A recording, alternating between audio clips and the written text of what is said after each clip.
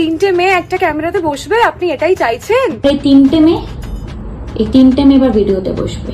অনেকে আমাকে জাজ করে যে তিনটে ব্রেকআপ হয়েছে বলে খারাপ। হ্যাঁ, তো তারা ঠিকই তো বলে, কারোর ক্যারেক্টার খারাপ হয়, কারোর মন। তোর তো সালা দুটোই খারাপ। এক্স্যাক্টলি। আমি শঙ্কর ঘোষ। হ্যাঁ দেখি হবু নাচ জামাইকে দেখি। হ্যাঁ দেখো দেখো, ভালো করে দেখো, এরকম নির্লজ্জ ছোট লোক ব্যয় সচরাচর দেখা যায় না। It's very rare item. দেখো দাদা, তুমি এতদিন মেয়েদের মন নিয়ে খেলেছো, এবার আজকে আমি তোমাকে নিয়ে খেলবো। তোমাদের রাইট আছে। তো চলো তাহলে শুরু করি। দিনের বেলা ছাতা খোলো, রাতে জ্বালো আলো, মুখ দেখলে হয় না ভক্তি, ছেলে নাকি ভালো। আকাশ জুড়ে মেঘ ভাসে, সমুদ্রেতে ঢেউ, মুখ খুললে দাদা বলে। So hey guys, this to my welcome other back to my YouTube channel Branded Baba. তো আজকে আমি কথা বলতে চলেছি দ্য কনফিউজ বক্স তরফে সায়ন্তকে নিয়ে। আসলে ছেলে ভালো। হ্যাঁ, ছেলে তো ভালো, খেলেও ভালো, বাট ক্রিকেট ফুটবল না। মেয়েদের মন নিয়েই তার খেলতে ভালো লাগে। আমি ওর থেকে কি চেয়েছিলাম? ভালোবাসা, সম্মান আর সময় ছাড়া। তা বলছি দাদা, এই তিনটের কোনোটা কি তাকে দেওয়া হয়েছিল? কিচ্ছু না।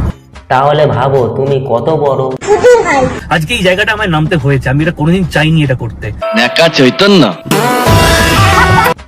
বাই দাবে, এই মালটা হলো একটা সিরিয়াল আর্টিস্ট, যদিও বা তাকে সিরিয়ালে দেখা যায় না।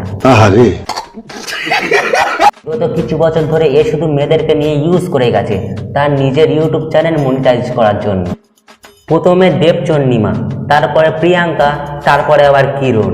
আর এগুলো হয়ে থাকে। কাম অন দাদা বলছি, ওই সব বালের গল্প খালে ফেলো, সবাই বুঝে গেছে তুমি কত বড় ঢ্যামনা। ধরা পড়ে গেল তোর ঢ্যাম নামো।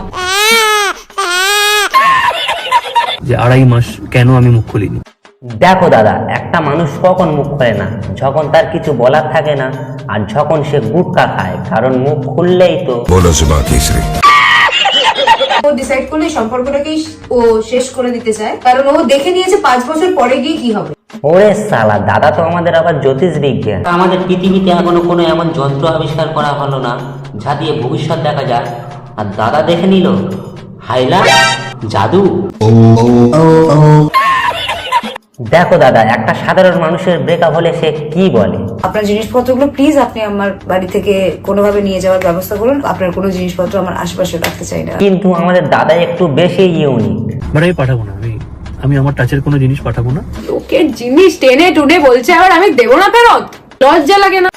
না দিদি, লজ্জা নামক জিনিসটার মধ্যে নেই, কারণ ছোটবেলা 5 ফোঁটা পোলিওর সাথে 2 ফোঁটা লজ্জাও খেয়ে নিয়েছি। দেখো ভাই, আমাদের দাদা ফুল টাইম আর্টিস্ট আর পার্ট টাইম চিটিং বাজ। বলেন কি? হ্যাঁ গো মাসি, এই দেখো। এই টাকাটা দেওয়ার ভয় আপনি পালিয়ে গেছেন আর আমার সাথে কোনো রকম যোগাযোগ করেননি। 2.5 লাখ টাকা ড্রোন মাইক। সে কি, শেষ পর্যন্ত ড্রোন আর মাইকও ঝেপে দিচ্ছ? বিশেষ করে আমি চুরি করিনি। তার ব্যাপারে সম্পর্কে থেকেও খারাপ কথা বলা যায় এত লোকের কাছে? যে খারাপ তাকে খারাপ বলবে নাকি ধূপ ধুনো দিয়ে পুজো করবে? দেখো ভাই, কবি বলেছে জ্বর হলে প্যারাসিটামল, কাশি হলে আদা, আর চরিত্র তার বেজায় খারাপ, নামটি তার। আমি কাঁদতাম, আমি ওকে পার্সোনালি যে মেসেজগুলো পাঠাতাম, এগুলো এক একটা গ্রুপে পাঠানো হতো, হাসাহাসি হতো। দেখো ভাই, একটা মানুষ কতটা ছোট লোক হলে তার গার্লফ্রেন্ডের পার্সোনাল মেসেজগুলো নিয়ে অন্য গ্রুপে ছেড়ে হাসাহাসি করে। কি বলবো? চিটিং করে জিতবে তুমি, পাল্টাবে না স্বভাব।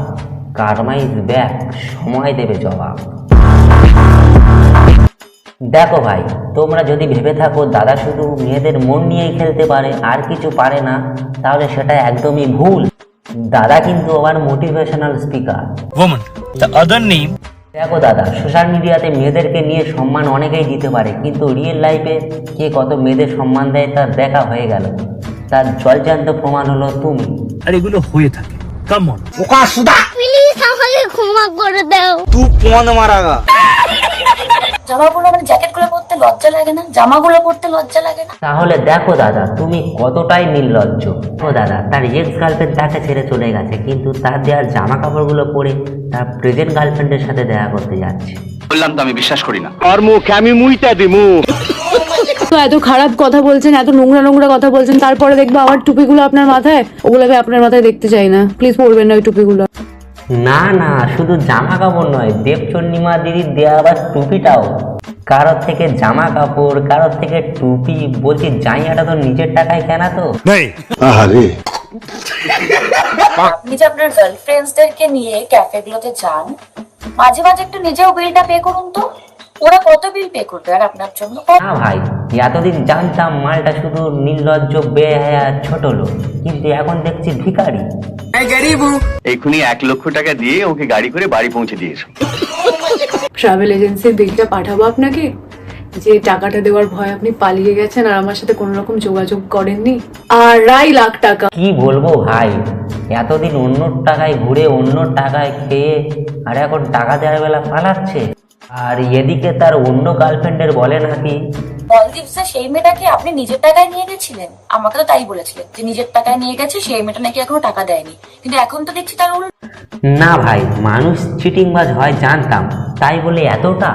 দেখো ভাই, আমি জানতাম এতদিন চিটিংবাজ শুধু নেতারাই করে, কিন্তু না, নেতাদের থেকে বড় চিটিংবাজ আমাদের দাদা। মানে অডিয়েন্সরা ওটাই বলবে যেটা তোমাদের দেখানো হয়েছে। এক্স্যাক্টলি। সম্পর্কে যতদিন ছিল ততদিন ভালো, তারপরে সে খারাপ। এক্স্যাক্টলি। না মানে বলতে কি চাইছো? कहना क्या चाहते हो? এক্স্যাক্টলি। শালা তুই গান্ডু আছিস নাকি? এক্স্যাক্টলি। तो महा मुश्किल। আরেকটাও পয়েন্ট তোলা হয়েছে যে তার ভিডিও দেওয়া নিয়ে আমার আপত্তি ছিল। হ্যাঁ, আমার আপত্তি ছিল। হাত থোবরা দেখিয়ে ভিডিওতে এতদিন ভিউ এনেছিস, সে যদি আজকে একটা নতুন অ্যাকাউন্ট খুলে ভিডিও ছাড়ে, আপত্তি তো থাকবেই, কারণ তোর ওই রুটির মতো মুখ দেখে তো আর ভিউ আসবে না, কি তাই তো? এক্স্যাক্টলি। বের করে দিয়েছো না আমাকে জীবন থেকে, তাও কেন আমার নাম দিয়ে ভিডিও দিচ্ছ? আরে ওটা তো ওর ব্যবসা, আর নিজের ব্যবসায় ক্ষতি হোক কে কোনোদিন চাইবে না, তাই তো দাদা? প্রথমে হলো মেয়েদেরকে মিষ্টি কথা বলে প্রেমের জালে জড়ানো, হলো ফার্স্ট টাইম ইনভেস্টমেন্ট, তারপরে শুধু প্রফিট আর প্রফিট। একবার কোনো বুশিতে মাছ ধরা পড়লেই হয়, তার জেরে ফরেন টিপ, তার জেরে জামা কাপড়, তার জেরে ড্রোন ক্যামেরা, ইভেন জাইয়াটাও। इस कलर की चड्डी पहने हो? मैं नहीं दिखाऊंगा। সবাই জানে 4 নম্বরটা কে। সে যে জোগাড় হয়ে গেছে সেটাও সবাই জানে যে 4 নম্বরে জোগাড়। আমি যদি তোমার জায়গায় থাকতাম তাহলে একটাই কাজ করতাম। আমি ঘুমায় রয়েছে, উনি আমার পুরুষাঙ্গ কেটে নিয়ে পলাইছে। আমি 3 মাস ধরে গালাগাল খাচ্ছি। আশীর্বাদ করি সারা জীবন খাও। ও আজকের ভিডিওটা এই পর্যন্ত। ভিডিওটা কেমন লাগলো কমেন্টে জানাবে, ভালো লাগলে like, comment, share, subscribe. By the way, subscribe কেন করছো না ভাই? সাবস্ক্রাইব করো। তো ততক্ষণের জন্য সবাই ভালো থাকবে, সুস্থ থাকবে। লাভ ইউ গাইস, টাটা। कर दो यार, तुम्हारे पैसे थोड़ी ना कट रहे, कर दो।